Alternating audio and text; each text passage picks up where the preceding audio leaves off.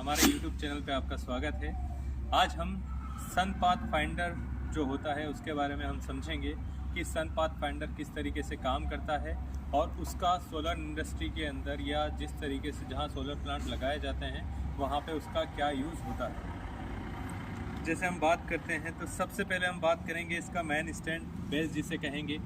ये बेस के ऊपर इस तरीके से एक प्लेट रखी होती है जिसे हम इजीली इसके ऊपर मूव कर सकते हैं। इसके बाद यहाँ पर हम पास में देखेंगे तो यहाँ पर एक हमारा कंपास लगा होता है।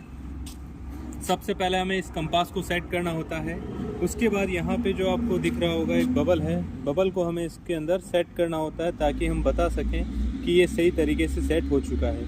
उसके बाद आपको जो ये average sun path for earth move के लिए ईच मंथ के लिए जो ऑप्शन दिख रहा है, इसके अंदर हम इसका सिलेक्शन करते हैं। इसका सिलेक्शन किया जाता है हमारा जो लैटीट्यूड एंगल है उसके आधार पर। जैसे अभी वर्तमान में हम राजस्थान में गोटन के अंदर हैं, यहाँ का लैटीट्यूड एंगल 26.45 डिग्री है, तो इसी के अकॉर्डिंग हमने यहाँ पे 25 से 31 डिग्री नॉर्थन लैटीट्यूड का चार्ट पेपर लिया है हुए हैं।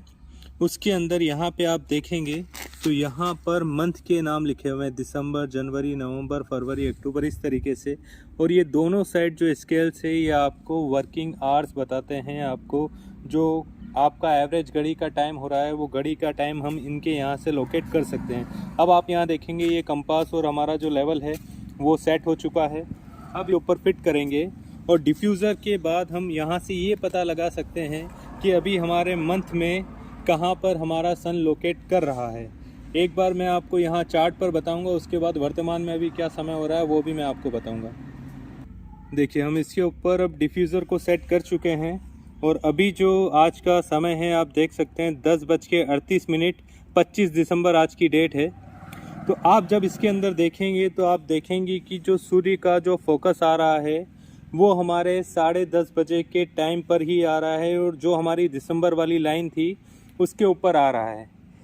सन साइन रिकॉर्डर जो हमारा सन पाथ फाइंडर जो हमारा इक्विपमेंट है ये हमें सन की एक्यूरेट लोकेशन और टाइमिंग के साथ दिखाता है कि हमारा किस मंथ में किस टाइम पर हमारे सन की पोजीशन क्या रहेगी।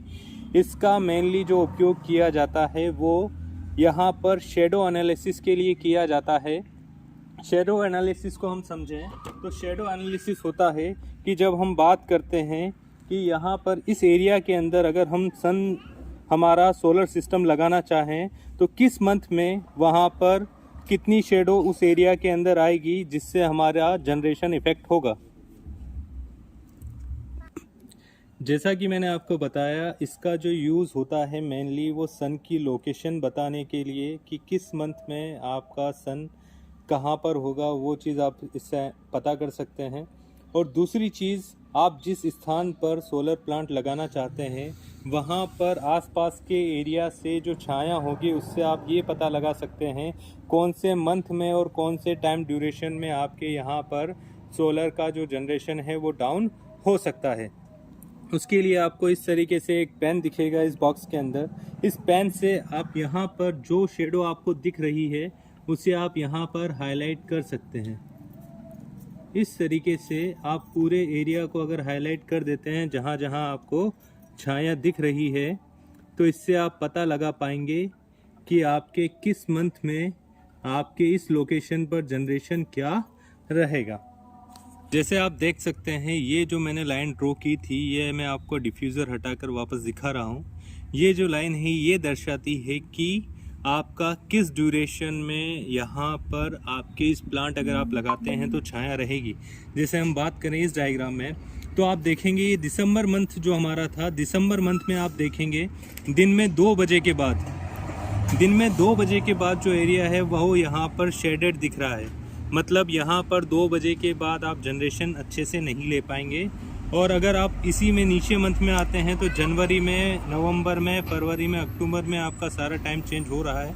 आपके लिए जो ये लोकेशन सबसे बेस्ट हैं वो सितंबर मंथ के लिए आप देख सकते हैं। सितंबर, अप्रैल और अगस्त इस महीने में आप देखेंगे तो यहाँ पर जो हमारा जनरेशन की जो एरिया दिख रहा है उसमें हमारा शेड सबसे कम आ रहा है। इससे हमें ये पता लगता है कि कौन से एरिया में हम जब हमारा शेडो एनालिसिस करते हैं तो कहाँ पर हमारा प्लांट लगाना हमारे लिए अच्छा रहेगा।